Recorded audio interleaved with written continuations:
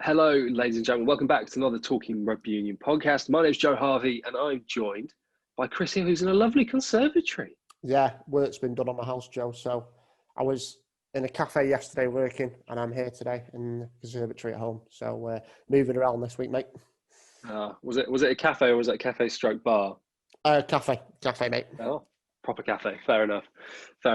So obviously it's been a little while since myself and you have done a TRU podcast.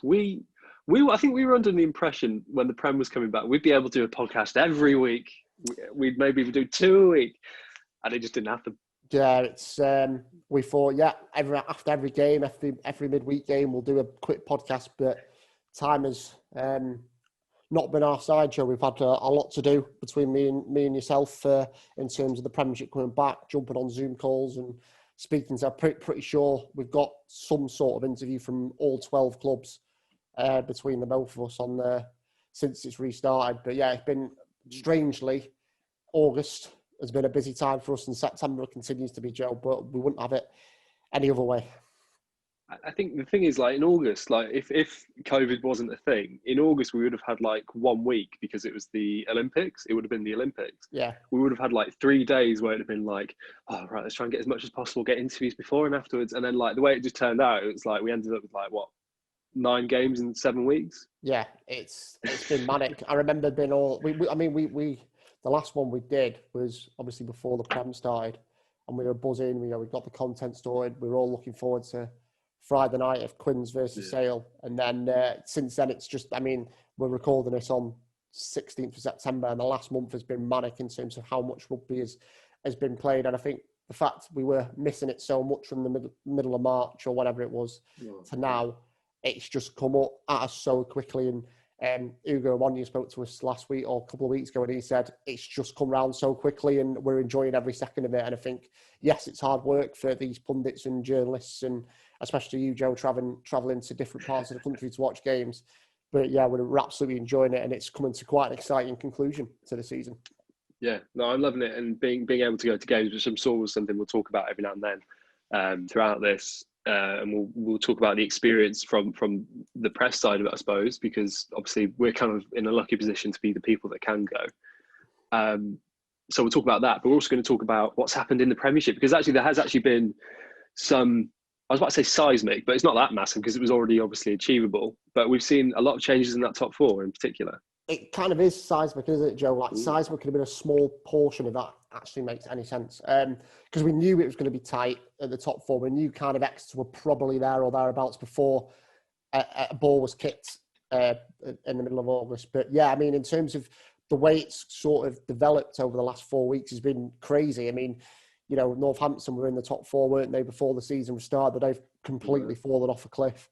And then Bristol, Wasps and Bath have come, not from nowhere, because it was kind of bubbling before rugby stopped, but they've continued just from where they picked up from where they left off, should I say. And obviously, you've been down to Wasps a number of times, Joe, to the Rico. You've spoken to Lee Black here, a number of the players as well since it's restarted, and they just seem to have a formula which is working so well. And I know Charlie Morgan in the Telegraph did a really good piece on Monday, I think it was, after their victory against Bristol, and just talking about how well they've done. But I guess you've had the sense of that atmosphere and how they've been able to continue from where they left off before the lockdown.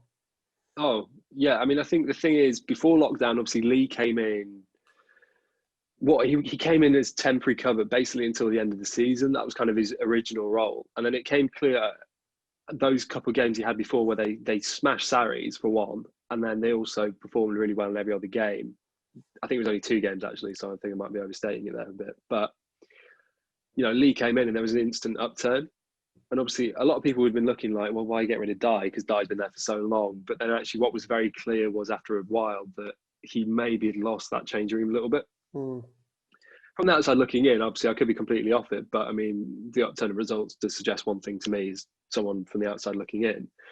And when Lee got given the role, I think it gave them tremendous clarity about what the team was going to be like for the future. And it kind of gave us an idea as well, because Lee, he's someone who's been up and down that ladder. He's played for Fylde, he's played for Rotherham, he's coached at Rotherham, and this, that, and the other. He's a very straight talking person, and that's what it's been like throughout. I mean, I remember the first press conference. It was that day we recorded that podcast, and I was sat out in the garden at the office, Yes, Uh, yeah.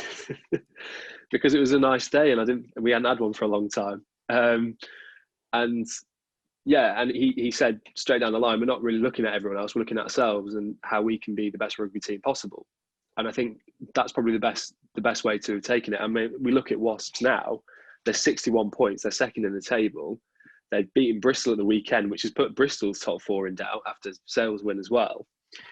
So, you know, they've had a pretty perfect run of results. They only had that one loss, that game at the Rico against Sale, where Sale had galvanised. They put out a bit of the second team, but actually I think the halfback pairing of Will Cliff and AJ McGinty was pretty perfect that night. And AJ is light years ahead, obviously, in my opinion, of anyone else in that position for Sale.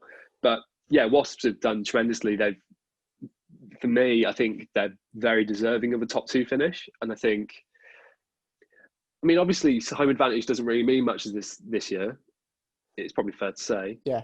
But I think they're massively deserving, and I think that you can see that in the players with the way they perform. Obviously, I don't know what it's like for you. You probably have a better view than me because I can't actually wear my glasses with a mask. Yeah, I think you're absolutely right with the Lee Blackett stuff. I mean, obviously he was there anyway at the club with Dyer, that's right in saying.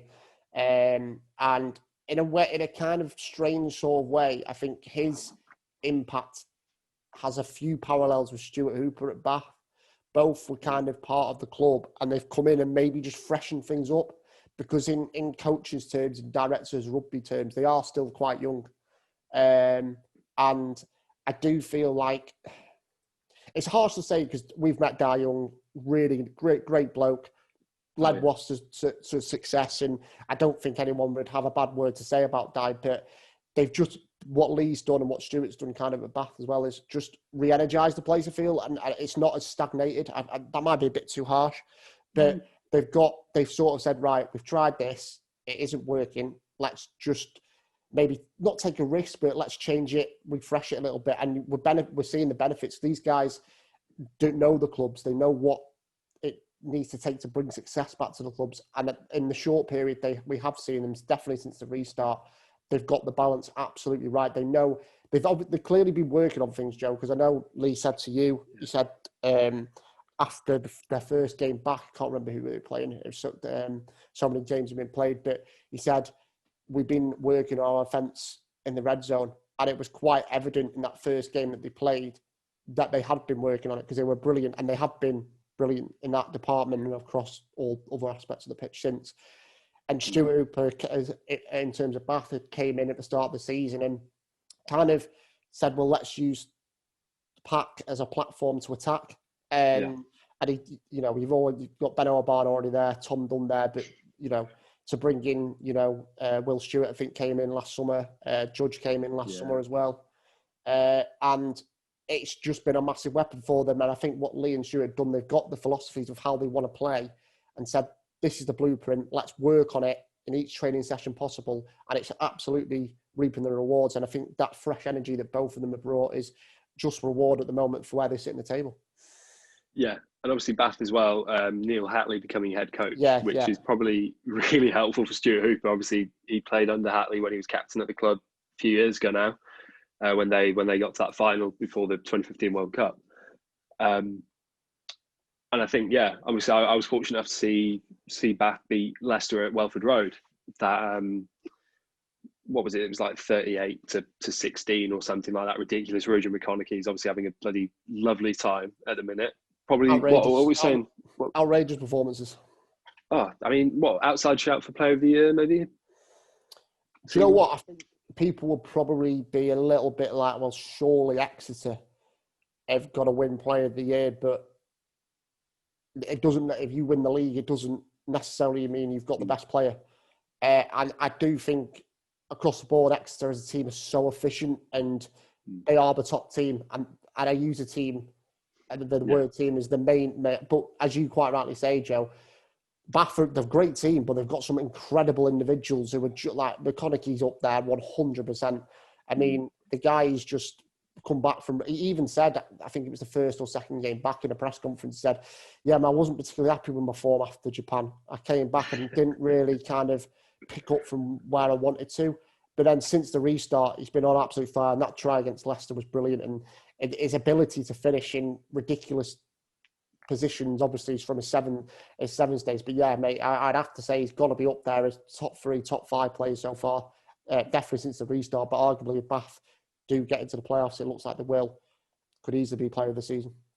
Yeah, I mean, as things stand at the minute, as we have a small break, but Bath play Gloucester next Tuesday. Yeah. As things stand, Bath are in third position on 60 points. Sale and Bristol below them on 59, which means it's really between Sale and Bristol for that top 4 slot. Sale, their restart was far from perfect. They played that game against Harlequins. I think it was a Friday night game. And they looked, I mean, if you looked at that kind of, if we'll call it a mini off-season, well, it was a mini, it was 6 months, but, you know, that kind of off-season that they had, there was actually more hype about them at the resumption of the league than there was before, because obviously the signing of Manu Tuilagi, that's a pretty big thing. You know, I believe they've recently moved training grounds and stuff like that as well. So they've had an increase in facilities, and it's just like everything's looking up, and they had this opportunity to finish. They fell out of the top 4 briefly, as I remember.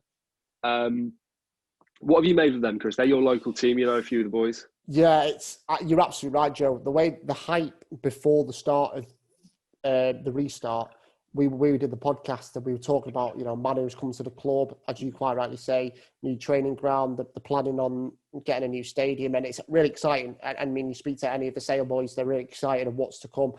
And those first 2 games, Steve Diamond came out and said, look, we have to improve, otherwise we're out the top 4, it's out of our hands. And yeah, against Quins, they were completely nullified. Manu hardly got the ball, and I think that it was quite predictable in the way they played, and Marcus Smith controlled the game brilliantly that night. Against Exeter, they got Manu involved a lot more in that first half, but their discipline just let them down in the second half, and Exeter came roaring back in the way Exeter know how to. And he went strong both games, Steve Diamond, and with the directives brought in by Premiership Rugby and the professional game board to say you need to rotate your squad, the players can't be playing X amount of matches in a certain amount of time. We all knew, you knew going to the Rico that night, Joe, that Sale were going to put our weakened team. And I remember watching it in a bar with my mate. We had the laptop on watching it, and we were like, Sale are going to get beat this evening. And we planned to go out and have a few beers because it was one of those midweek games. And we're like let's do it. And we're like, Sale are going to get beat tonight. But it's weird, isn't it? You know, they throw all the star names on in those first 2 games. And as Dime said last week, it was his dirty dozen who got the job done. And McGinty, you said it before, Joe, Cliff is, for me, one of the most underrated players in the league. AJ McGinty was probably, you've got to feel hard that he must have felt a little bit aggrieved, you know, behind Rob Dupree. And, you know, Rob's a fantastic player, but I've always rated AJ.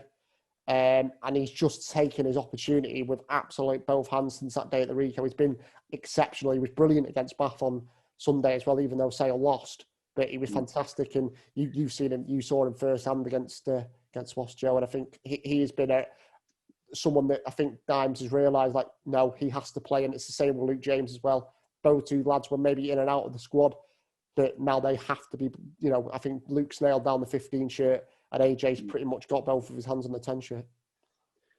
Yeah, and I think AJ, you know, he's someone, firstly, he was a latecomer to professional rugby, was never involved with Leinster when he was at Blackrock College or anything like that. And obviously I did the interview with him, I want to say it was in April.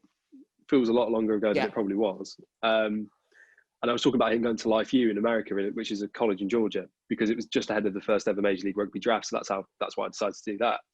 And, you know, he is this kind of person who, because he plays for the USA, is always labelled as he plays for the USA. So you're always going to choose the South African on paper. But in reality, actually what AJ does is so brilliant. His kicking is pretty perfect from the teeth and from hand. And his decision-making in defence as well is pretty strong, I'd say. I mean, he was defence coach at Sedgley Park Tigers, wasn't he, for a bit? You know, and I think AJ's the kind of person who actually can bring that club forward. It just depends if the club want to carry on with him there. Which brings us, I mean, we've just talked about one team that brought in a Superstar 13. Let's talk about another. Bristol Bears, they brought in Semi Radradra. He's the Superstar 13, for anyone wondering. It's not, I was about to say Piers O'Connor, but he's pretty good, actually. He played very well at the weekend, actually. Bristol, they now sit fifth. You know, the reason, I'm not actually sure on the reason because they've actually got a draw. It must be points difference somewhere along the lines. What have you thought about Bristol? Because Pat Lam's come in with the same strong messaging as ever. You did a podcast with him during lockdown. What's your assessment of Bristol so far? Yeah, I mean, if you kind of relate it to what Sale done? Sale, you know, you could have said, "Oh, Diamonds has got a selection run for the first 2 games," but actually, it was a blessing in disguise with him playing his second string team, getting that result against Wasps, went on a brilliant run, and then had that opportunity again to play their strong team against Bath, and unfortunately the result didn't go their way on the weekend from a Sale point of view. But with Bristol, if you're just looking at the fixtures now, you know, they had Saracens on that first weekend, which they definitely went, you know, fully loaded, if that's the right kind of phrase. With, you know, your Semi Redrada's playing, your Carl Sinclair's playing, and your Ben Earls and people like that, and those guys, I think, played the first 3 games. Those key men, which we've seen from Bristol when they played Gloucester and Exeter. So when they went up to Sale at the end of August, it was a very similar team to what you saw, Joe, against Wasps in the weekend. And where the difference with what Bristol and Sale have done is Sale have used their weakened side, if you like, and they've got the job done. And Bristol's weakened side isn't as good as Sale's, if that makes sense. So the gamble from Pat Lam is, let's go hit the ground running and try and get points on the board. And then it's you know, it's hindsight's a wonderful thing. But when it comes to that game against Sale, they've had to play the weakened side, and with both sides play in the top 4 race, it could prove detrimental to them. And again, on the weekend, you know, they pick up that win against Worcester on the Friday when the Suliali Piatau Kitchener scrap happened. They then produced a fantastic performance against the Northampton Saints side, who were really short of confidence. And I think if Bristol were at home, they wanted to get the 5 points on the board, but then going into a massive game against Wasps, their second team was dismantled by a first choice Wasps team. So I know Pat said they've got 4 games in 14 days, with that run finishing against Dragons in the European Challenge Cup on Friday. But I just feel like the priorities with the games they've chosen hasn't worked out for them. And I mean, they should win their remaining games. Leicester and then London Irish, and that's no disrespect to the other teams. But yeah, to go back to your question, Joe, I think they've played some great rugby. There is absolutely no doubt about that. It's one of the most exciting teams to watch. I said that in the podcast. I thought they were going to get into the top 4 and potentially win the whole thing. I just think the way they've actually prioritised games hasn't actually worked in their favour. But I think that was always going to be, you know, a big question mark for any director of rugby or coach going into this block of games, of how they prioritise games, and you never know what's going to happen with other results. But where for Sale, it has worked in a way. It hasn't for Bristol, as you say. They're now out of the top 4, but they've got 2 very favourable games on paper in the last 2 rounds of the Premiership. So it's still all to play for them, but it's now out of their hands. And that's a depth thing. That's something that's going to have to be addressed probably next year. Probably, actually, to be fair. That's not going to be anything that's going to be dealt with quickly. But I mean, the thing is, Bristol, there's no one chasing Bristol at the minute. I mean, there's 13. I can actually do maths. There's 13 points difference between them and their closest rivals, which is Harlequins. And Harlequins have had a surge to get to that point of the table. I mean, if we talk about this kind of group of what we'll say 6 to 8, just based on points, something like that. You know, Harlequins, Northampton Saints, Gloucester, all safe in the knowledge they get Champions Cup rugby next season. I think Gloucester, it's not done, is it? But it is done because of mathematical reasons. Worcester can still catch them, but I do think Gloucester are going to pick up at least 1 more point from their final 2 games to secure it. But I mean, let's talk about Gloucester. Danny Cipriani does not seem the player he was before lockdown. Maybe even last year. He's not actually had a good season when you look at it kind of on paper. They brought in an entirely new coaching staff, and you would have thought, with Alex King, Don Waldock, and George Skivington, all players who are friends with Danny, you would have maybe thought he would have gone on a bit of a barnstormer. Yeah, it's straight. I mean, you probably watched the game on Monday as well, Joe, against Quins, and that's probably the worst Cipriani performance I've seen since he's joined Gloucester. He just looked, you know, I think his confidence went as soon as he threw that forward pass where it was easy to score, not score. Oh, no, actually, it was before. It was that kick that led to Quincy's first try, I think, with Caden Murley scoring straight to Domprant to Murley, and Murley raced over. And from that period, he just looked frustrated with himself.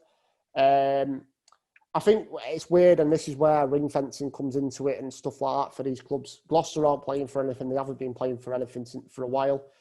And as you say, Skivington's come in, new coaching staff. And with that, they need time. Skivington said after the game on Monday that all we're doing now is building confidence and trying to get momentum for next season. But it's going to take time. But when Cipriani isn't the Cipriani that we know he can be, it's like Austin Healy made a good point actually on Twitter. He said, is he the problem at the moment? Are they focused too much on Cipriani and everything going through him? And is that something they're going to have to maybe switch up? So, they were far from the best. I'd be very irritated by that performance. But as you said, Joe, they've got a nice West Country derby next Tuesday, I think, against Bath. So they'll want to make amends for that. But yeah, that's the first time I've actually properly... you saw Gloucester against Irish, didn't you, Joe? And yes. Irish played really well in that second half, didn't they? And I think Gloucester are just trying to find the way still under Skivington. In my honest opinion, I thought Irish played well throughout. I think actually there wasn't really too much wrong with that performance. And I'll tell you what, Paddy Jackson might be one of the best fly halves I've ever seen play. He's at Irish for reasons because he's not in Ireland anymore. He was brilliant. And I think actually, Irish are actually a really good team. I'm sure we'll talk about them a bit more in a minute. But yeah, Gloucester is struggling in some sense to keep the grasp on things for an entire game. I don't know what it is, because it doesn't come like a natural time. It comes like 10 minutes before a break and then continues for some reason 10 minutes after, or it stops for 5 minutes and then it carries on again. So I don't really understand what it is there. I don't know if that's it's probably a defence thing. It's definitely a defence thing, but it's also a performance thing because somewhere along the lines, they're giving the ball away too easy. But ultimately, it's like Skivington said, it's a time of transition for them. And I don't think, I'm looking at the teams now in front of me, which is why I'm not looking at the camera. No one else has had that transition in coaches. Yeah. So obviously a lot of teams have had changes, but then, if we talk about the defence coach who's gone from Worcester to Bristol, for example, that's like the kind of small changes we've seen where it's been like someone going from one club to the other, or down the road, or someone moving in from like a championship team or a national, you know what I mean? So that's the only real things we've seen.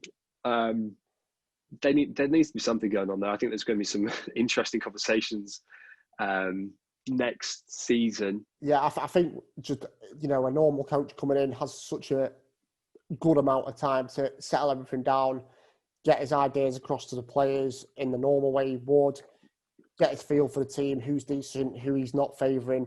Skivington's not really had that massive opportunity. He's not had that proper pre-season with him, and he's not really going to get it either. From whenever the season finishes on the 4th of October for Gloucester, they've got maybe a month and a bit, which is going to be key for them, as you say, Joe. Yeah, definitely. And obviously Northampton, for some reason, have completely imploded, but they do have this massive injury problem at the minute, which is probably your fair thing to say. When you've only got one fit, loose head prop, it's going to be a tough run of it. And you're right, Joe. The injuries, you can't... Injuries play a massive part. They would have always played a part during this period. And Northampton, you do have to sympathise them with a little bit, but they have been incredibly inaccurate with what they've done in terms of on the pitch. I think Chris Boyd's selection policy has backfired massively. He's had 2 squads, hasn't he? Yeah, he's not played. I don't think he's played the same. I think he's only played maybe 3 or 4 players back to back once. And I think it was like Furbank one week and Rory Hutchison and Protzer the other week. And the way they've done it, and he said the other week, well, time will tell. I think time has told. And I do think that what he's done hasn't worked for him. And as you said, the injuries, you can have a little bit of sympathy for them. But they've, as I said right at the start, they've fallen off a cliff a little bit. And their season now rests on the weekend. And I don't think they would have liked that to be the case when the first ball was kicked in at the start of August. One of the funniest things for me was him shaving the moustache, if that was the reason they were losing games. A lot of people picked up on that. A lot of people said, oh, yeah, right, that's it. It's the moustache hoodoo, let's get rid of it. not the case. I've not been to one of their press conferences yet, but I would love to. I have this image in my head of him going, "This is the reason," and shaving it on the conference. But unfortunately, that's probably not a reality. 9 through 11, and Saracens will get their own little section where we'll link it with the Champions Cup, because they're in a very unique situation as ever, are Saracens. Worcester, London Irish, Leicester. Leicester got a win at the weekend against Northampton, and Northampton side that's struggling with injury, as we said, have looked devoid of confidence at times. Leicester.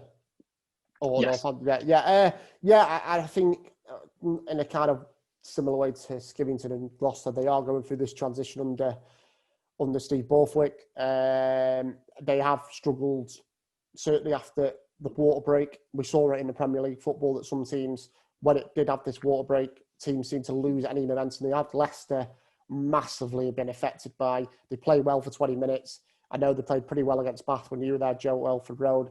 I remember the first game back against Exeter at Sandy Park. They started really well, but they've not been able to continue with that. And what they did really well was show a lot of character on the Sunday against Northampton. You know, was it 2 or 3 yellow cards that they had to deal with? Yeah, I think so. And yeah, they are lacking, you know, they've had a really torrid season and they are lacking confidence. But what Steve Borthwick and Jordan Murphy and everyone with Leicester's will be absolutely delighted with is their effort. A lot of young guys have had a lot of game time. And what the guys at Tigers have been able to do is assess their options really well, I think, during this lockdown period. Then they know this season was done and dusted for them. There's no point even trying to challenge for Champions Cup rugby. It was kind of, let's see where we're at. And I think, you know, their effort, the desire, and yes, the results haven't gone the way you do question at times, like what's going on at Leicester, but their effort and desire was rewarded in the derby on Sunday, I think. I figured, as Leicester was the first game I went to as press for TRU after the restart. Shall we talk through the matchday experience for journalists? Yeah, let's do it, mate, before we go on to the old Saracens debate. Yeah. So basically, you get a couple of emails saying this is the rules, this, that, and the other, and it's pretty much the copy and pasted government guidelines, which is fair enough. And this is the same for every team. You get sent all these documents that you've got to sign. Well, you haven't. Well, to be fair, you don't actually have to sign them. You sign them when you get there. You don't have to sign them prior to that, right?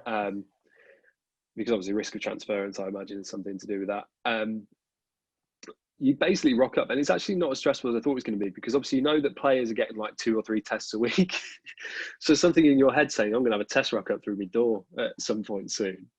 And all you have to do is you have your temperature taken, which is somewhat threatening, you know, someone pointing something at your head like that. But at Gloucester, they had one where it's like you look at a screen and it tells you your temperature like that. I was like, I don't know how it does it, but it's cool.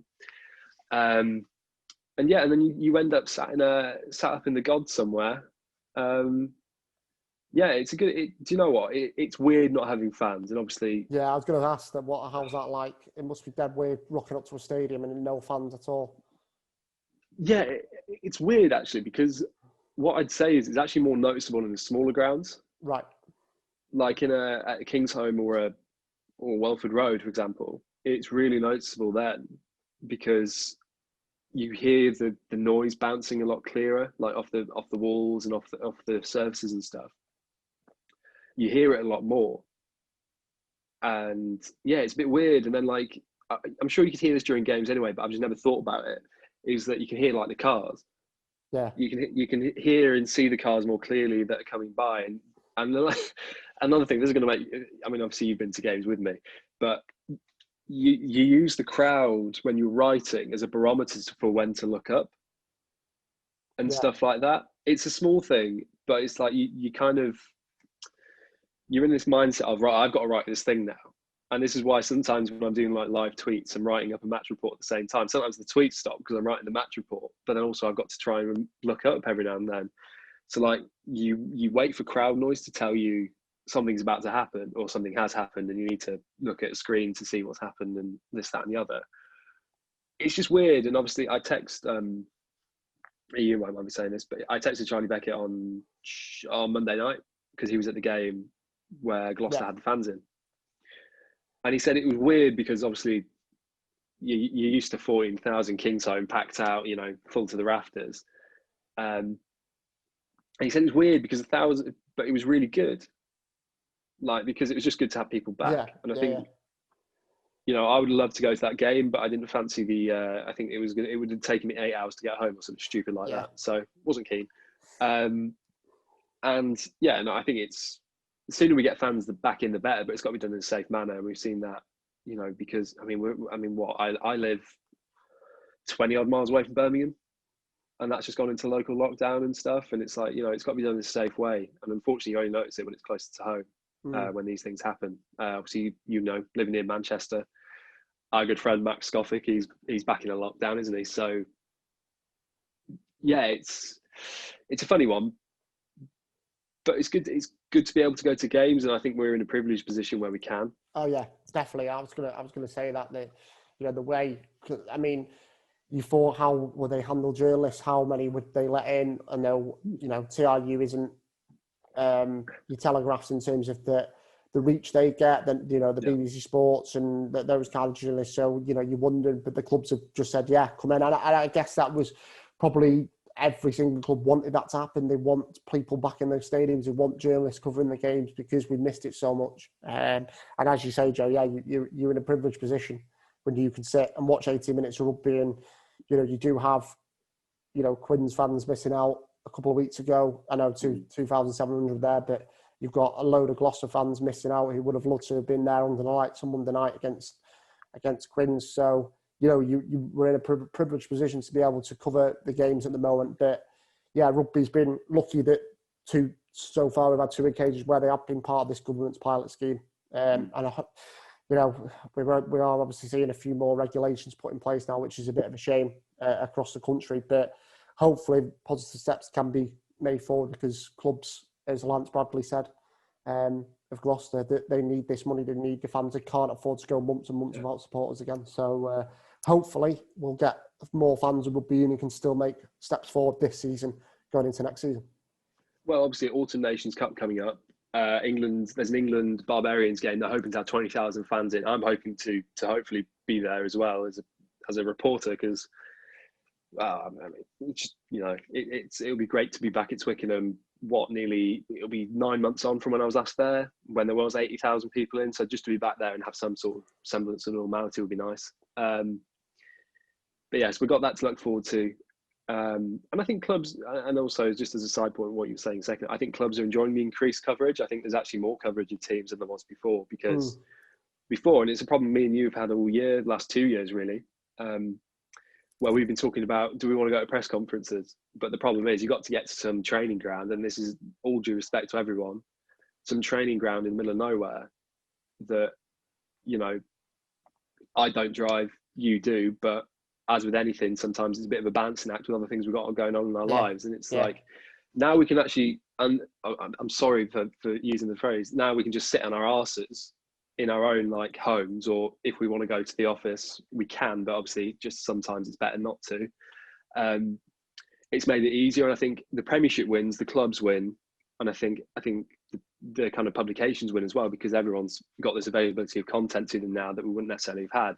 Yeah. Like me doing the Worcester stuff, where they're externally recording like a Zoom call. That's an extra bit of content that we weren't anticipating getting, or we wouldn't have got if we'd gone ourselves. I think it's kind of maybe a look into the future slightly, Joe. And I mean, the relationships we've been able to build with clubs that, yes, we've spoken to in the past, but we've not been able to get there for one reason or another. So your Bristols, your Bath, your Exeters, and yes, they're a long way for us to travel, and it would take a lot of our day to get there. But we've been able to, you know, make good contacts with Mark at the club and Tom at Bath and Tom at Bristol as well, and strengthen the other links we've been able to get to, Joe. So I think it's a look into the future. I mean, of course, we look, you know, you want to go there, gauge the reaction of whoever you're speaking to, speak to your fellow, you know, journalists and colleagues about stuff. And it'd be great to see. Can't wait to see some of those guys that we'd be able to build relationships up with as well during this time. So, but there is the element of, yeah, you're right, Joe, we can sit here and say we've got X tomorrow at 2:30, and it's right, okay, we just make sure we're on the Zoom call, and you get your content written up straight away. You don't have to travel back on the train or anything like that. So yeah, I think the way Premiership we've done it and the way the clubs have done it so far has been really, really positive. Yeah, no, it's been definitely an insight, and I'm looking forward to seeing what England and the rest of the Autumn Nation, because the Autumn Nation, I mean, that's a different podcast. We'll wait a few weeks for that. But the Autumn Nations, because obviously Georgia are going to be involved. I'm as I remember, the coaches are English speaking. I could be wrong. I'm pretty certain they are. I think yes, they are, but I think obviously Roundtree's no longer there. He's with Munster. Yeah, and I think a few of them have sort of left from that World Cup squad. But yeah, there's some definitely Georgia-speaking players, English-speaking Georgian players in the squad. Yeah. So that's going to be exciting, isn't it? I mean, as I said right at the start, we've missed rugby so much. We've had wall-to-wall rugby over the last month and a little bit, and we're going to have wall-to-wall rugby pretty much between now and probably next August. But then you've got the Lions as well, so it's a packed schedule and the Olympics, packed schedule really. But yeah, Autumn Nations is definitely something to look forward to, a bit of international rugby again. I just realised Vern Cotter for Fiji. Yeah. That's going to be crackers. But yeah, these are all the things we've got to look forward to. But obviously, we're now going to move on to Saracens. I suppose I should just give a word to London Irish. London Irish clearly making improvements every week. Every week I've seen them. Balancing act. They know they're going to be in London next year, so I think they're actually kind of looking towards that. And I think that's a completely understandable thing. Moving into that Brentford Stadium is going to be big for them. Worcester trying out the youngsters, really going for that kind of homegrown approach that we love to see. A lot of boys that have been playing in the national leagues getting involved. And a few students as well. I think the Lewis Halsey, he was playing for Loughborough this season. I think a Premiership start the other week. So, yeah, we're seeing a lot of what we love to see. Saracens, they came out at the start of all this. Were very honest in what they said and said that the Leinster game was their priority. They've lost a couple of games. I think 3 games since the restart. Yeah, Sale, Wasps. Bristol and Wasps. Yeah. So they've lost 3 games. Not really. I don't think they've ever put out a full strength 15. They were pretty strong against Wasps the other week. Oh, and then Farrell. Yeah, and then Farrell did Farrell. Yeah, so that was. But what I have noticed is that their Saturday teams have been pretty strong, and I guess they were kind of giving them a bit of game time to keep the momentum going, keep the legs pumping. But obviously, since Farrell's red card, since that Wasps game, they've gone weak against Sale. They've gone weak against Exeter. I'm wrapping up your Vunipolas, your Goods, your Jamie Georges in Cotton Wool for obviously the game on Saturday against Leinster. Yeah, of course. And obviously Leinster last weekend became the Pro 14 champions. They're coming in rising off high. Sexton didn't play, did he? Oh, he didn't start? No, I don't think he started, no. Amazing. Absolutely amazing. Sorry, Joe, go on. Yeah, and, Leinster, normally when you win a trophy, you get like a week's grace. I'm not going to say for what reason you get the week's grace, but there's definitely some sort of alcohol involved. They're not going to have had that, and they're going to be riding high off like kind of the endorphins, the euphoria of that win. Do you think they would have wanted that, Joe, kind of going out celebrating? Because this, a Leinster fan may literally shoot me down for saying this, but yeah, it's all well and good with them winning the Pro 14. They're used to winning the Pro 14, but surely if they don't win the European Cup or at least get to the final, is that a bad season for them? Because the Pro 14 is the bread and butter. They know how to win that. They rested Johnny Sexton for a final, and I think they want to be back on top of Europe. They would have hated the fact they lost to Saracens, last year in Newcastle. And I just think they know how massive this game is for them. Mark McCall said last week that Leinster have been on a 14, 15 month unbeaten run or something like that since that final. Yeah. So they're going to be banged up for it. I honestly think, Joe, that yes, they would have been delighted to win the league again, but they would not have celebrated and got out and had a few beers for the week. They are fully concentrated on winning the European Cup, I think, now. So they'll be absolutely banged up for it. Yeah, I think, to be fair, I think you're right. I think the thing is they're going to have a lot of players that are kind of completely on it, who are obviously they're going to be bloody sore after a game against Ulster at the Aviva at the weekend. But they're playing at the Aviva again, so they're literally at the place where they were last week. I think they've played out their last 5 games there now. if Dan McFarlane the other week on a press conference said that they'd had 4 games there. So I'm just going with what he says in regards to that. Yeah, and I think the thing is for Saracens, they've not had that confluency that that Leinster have had the last few weeks, and Leinster have actually had a really and actually here's maybe the big question: Leinster have played 4 games since coming back. Saracens, the squad collectively played 7 or 8 or 9 or something. Yeah. So the real question is: would you rather have had the workload of 4 games week by week, or would you rather have the massive workload that the Premiership had? I think the first one, Joe. I think the fact that you have had maybe the full week to prepare a side and really work on those finer details. We've heard so many coaches and director of rugby said we've had no time to work on anything that hasn't gone right for us. Whereas I guess Leinster, well, not much seems to go wrong for Leinster, but if they need to iron out a few creases, they have been able to do that. With Sarries, as you said, Joe, it has been their number one thing since Christmas time, since all the salary cap scandal was brought to light, since they managed to put the place in the quarterfinals. It has just been about this Saturday coming. But if there's one team that could maybe trouble Leinster, it is Saracens. And I even think if you chuck Exeter, if it was between Exeter or Saracens, and you said, right, one of these two have got to play Leinster on Saturday, who you backing to maybe give Leinster a run for the money, I'd go Saracens. I really would, even without Farrell. Because they've been there, they've done it, they've been in these big occasions. But I don't think they'll win because Farrell is a big loss to them. But I think if there's one team, it's going to be fascinating, but if there's one team who will, because of everything that's gone on, because of their experiences, who are going to give Leinster a fight, it's going to be Saracens. So whatever occurs on Saturday, I'm sure it's going to be an absolutely cracking game of rugby. Yeah, I'm definitely looking forward to this weekend's games because all of them are on telly. I didn't realise. So we're actually going to be able to watch all of them. Clermont Auvergne versus Racing 92. I mean, I don't think myself and Chris are the voices of knowledge on French rugby. I mean, I know a bit about it. I'm going to guess that Racing have won both of their games since the top 14's returned, and Clermont might have done the same, or I've got off to a reasonable start. That's my guess. Fair enough. All I know is Kurtley Beale's banned. Yes. Yeah. That's all I know. Yeah. And Finn Russell's a good player. Yeah. Oh, actually, I did see a highlight. I think one of the Scottish journalists I follow on Twitter quote tweeted a highlights reel from Racing's game against Montpellier. I might be completely wrong with that. And Finn Russell was absolutely outrageous. He was brilliant. Some of the stuff he was doing was fantastic. So, yeah, it could be a bit of a Finn Russell show again. And I mean, the French derby in the quarterfinals is always going to be a tasty affair. And yeah, Racing will have eyes on the European Cup as well, I think.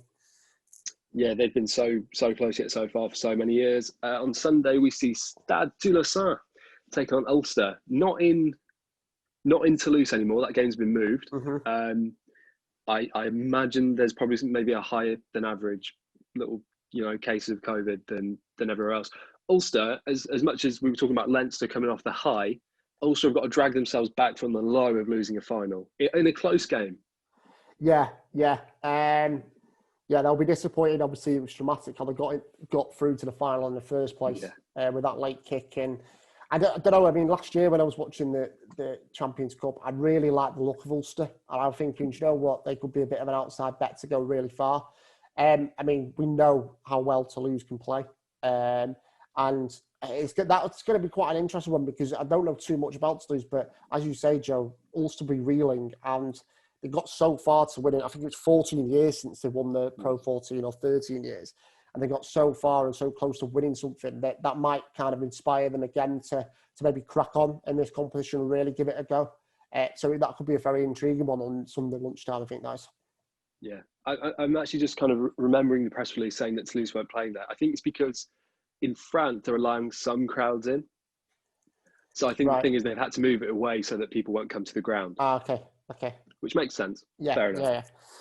Yeah. The final game in the Champions Cup, we'll get onto the Challenge Cup in a second when I can find the tab. That is Exeter Chiefs versus Northampton Saints at Sandy Park. Form would say, and Northampton's current front row woes, Exeter kind of bit of a whitewash.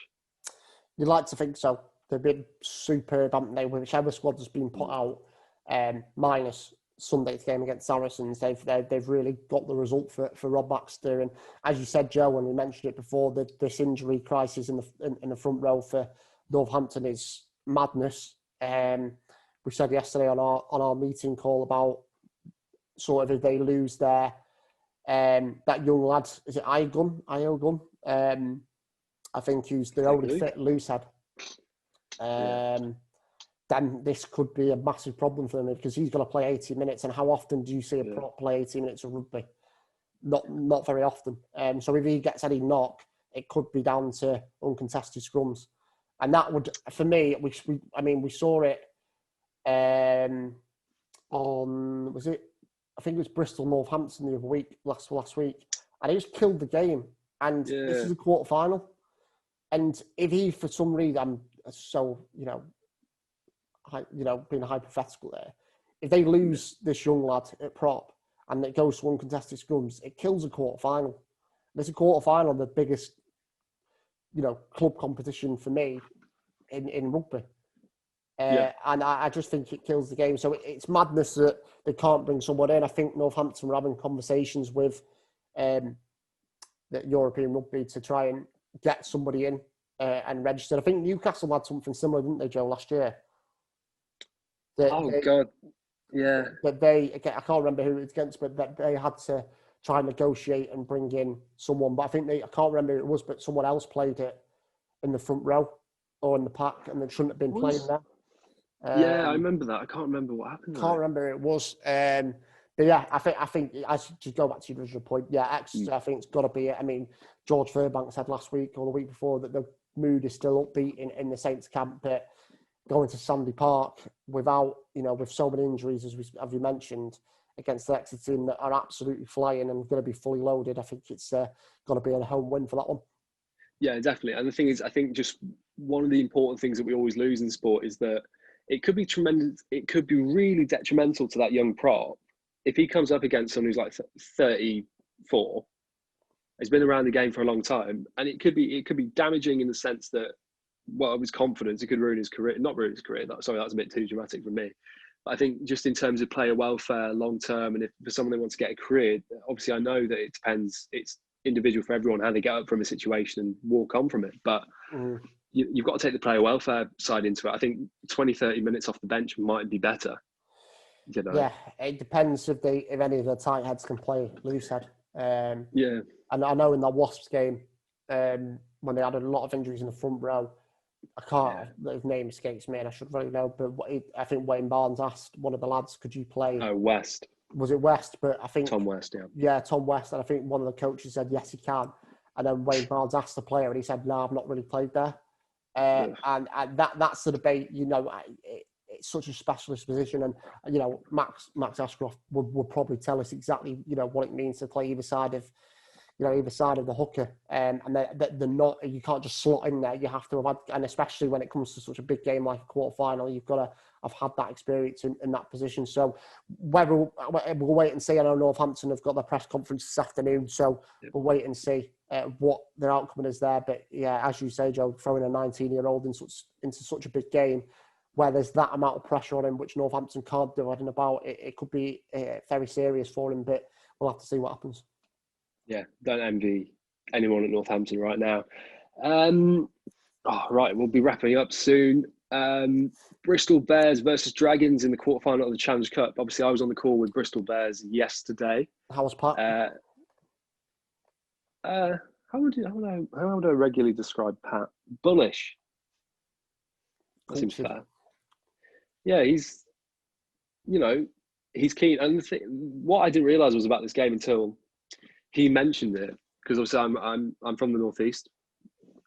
I know you can't tell, but like I forgot that him and Dean Ryan played together at Falcons. Yes, yeah. I completely forgot that. But so that's a meeting of two friends. Now, the Dragons 20-all draw against Ospreys to resume. I can't remember the result after that. I remember the 20-all result for some reason. Oh, because they couldn't finish it off against 14 men. That's what it was. And they've got all these all-stars. They've got Jamie Roberts. They've recently signed Greg Bateman That's a great signing. They've got, the likes of Leon Brown, they've got so many great players, Aaron Wainwright, Nick Tompkins now. But they're coming up against a Bristol team that's firstly,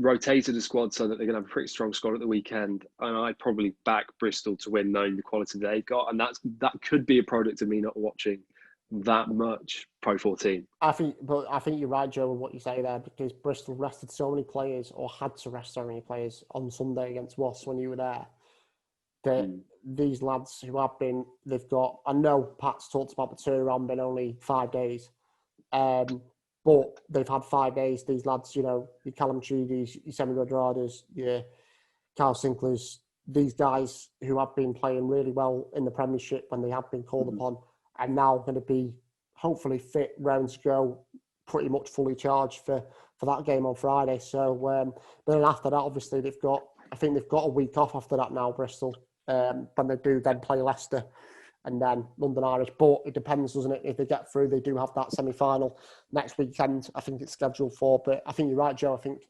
despite us not watching the Dragons too much, if Bristol are going to go fully stacked, which we'll find out tomorrow on Thursday, I think it'll be a Bristol win. Yeah. Saturday, we have Bordeaux Begler versus Edinburgh. Edinburgh obviously losing in the last minutes to Ulster in that semi-final of the Pro 14. Yeah. And then we've also got RC Toulon against Scarlets. Can't say I'm massively up to date with those teams. I know Scarlets made a number of signings from English clubs during the off-season. RC Toulon have been on a decline. They've lost a lot of players during the off period. It's a lot more French-based players. Could be an embed. It could be still waiting to bed people in. Haven't looked at the top 14 table, I'll be really honest. Bordeaux Begler, change of coaching staff, I think, recently. I'm pulling this from the depths, Chris. I don't know if you can tell. So I'm going to say Edinburgh to win, and in that one game, and I'm also going to say Scarlets. So I think it's going to be quite a GB centric kind of thing. I think with Edinburgh, they've done really well this year, and I know they'd be disappointed to lose in a semi-final, but Richard Cockerell's got good formula there. During the lockdown, I was lucky enough for the These Heads TRU podcast to speak to Hamish Watson, and he was, saying this is the best Edinburgh team he's played in since he joined the club. And I think you're right, Joe. I mean, I think Bordeaux played Wasps in the group stages of this, which now seems absolutely ages ago. Nearly a year. I've got a feeling that they won. I don't think Wasps won either game. I might be wrong with that. So I think they won the away game. Did they? I remember Willis playing really well, actually. Now you said that. But yeah, I think Edinburgh season and knowing a bit about how they've done, I think similar to Ulster, really, they might use disappointment in a positive way. Yeah, definitely. And they've had 2 weeks to chew on it all, so there might be some angry men out there. Leicester Tigers versus Castres Olympique. Leicester coming in pretty happy actually after last weekend's result, last Sunday's game. Castres is a team that I know has had a few additions. A Canadian internationals joined them. I'll tell you that for free. Not that I charge much. And then obviously Leicester, I believe they've got. Who do you say they were putting it for press? I mean, we're not doing they've got. I mean, they had a couple yesterday, but I can't unfortunately do the press conference now on tomorrow. But they've got both Ben Youngs, Tom Youngs, and Steve Borthwick, I think, for tomorrow. So I can imagine, they'll go pretty strong for this game. It's unlikely they'll win or get far any further than this in the competition. I'm hopefully proven wrong, because it's always great to see an English club get far in Europe. And there is this, I know that was mentioned after the Gloucester game, there is this very small possibility that whoever finishes 8th may not get 8th if Leicester win the Challenge Cup. But it's a massive task for him. I know Nadolo, after the game, spoke to BT Sport. He said, we're at Welford Road. That should give us confidence because we've won here against Northampton. So, as you say, Joe, they'll be pretty happy after the win against Northampton. And It's another free hit for them, this, but they want to put up a really strong display, and we know what Cass could do. They've got decent European record, haven't they? So, it'd be an interesting one, but I think it's probably going to be a French win rather than seeing the Tigers progress, unfortunately. Yeah, and that's all the games that are happening this weekend. What we should say is this is going to be like a return to normality. After midweek games where we've been waking up on Mondays within an hour or two of waking up, we've been on press conferences. And it's, European rugby is the pinnacle of, especially the Champions Cup, that is the pinnacle of the club game. Only when you look at the margins and the numbers of it, only certain amounts of people are actually able to go on to play internationals, which is the very, very top. So it's an exciting weekend. I think we're going to have some sort of preview. Yeah, very possibly, mate. But we will obviously have your stuff with Pat going on the website Thursday, Friday. Same with Exeter ahead of this week. And then, we also must mention just quickly, which I'll speak to you after, Joe, as we're professionals.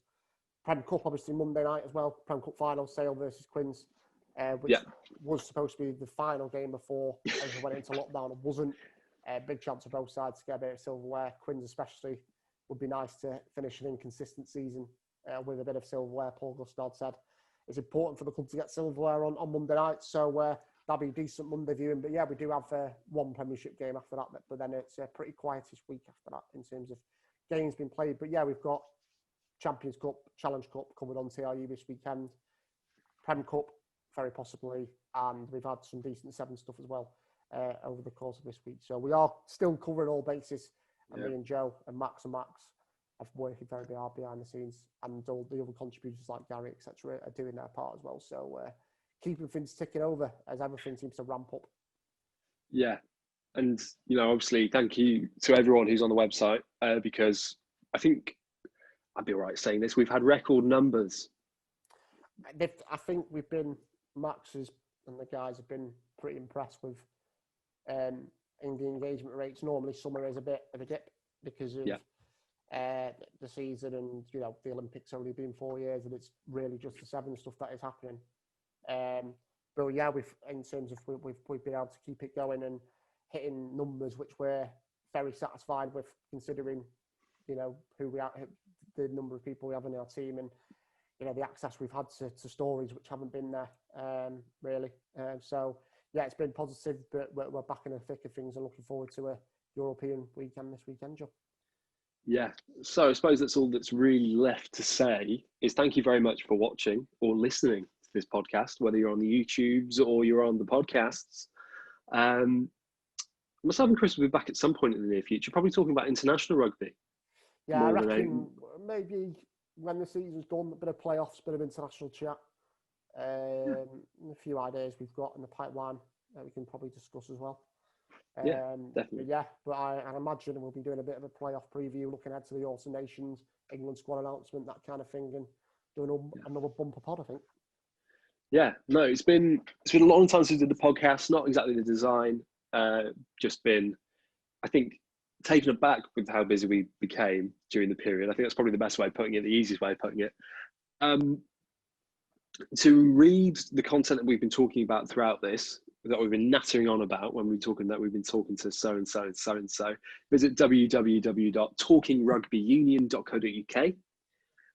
You can follow us on Twitter at Talk Rugby Union. You can follow us on Instagram at Talking Rugby Union. Facebook, just literally type in Talking Rugby Union. LinkedIn, same thing. Should be the top one. About to hit 1,000 followers on LinkedIn, I think. Excellent stuff. Yeah. It's been a fun little task. I've been Joe Harvey. As ever, I've been joined by Chris Heal. Chris, thank you very much for your time. Thank you, Joe. Cheers, mate. That'll be the end of the podcast, and I'm sure you'll see or hear us next time.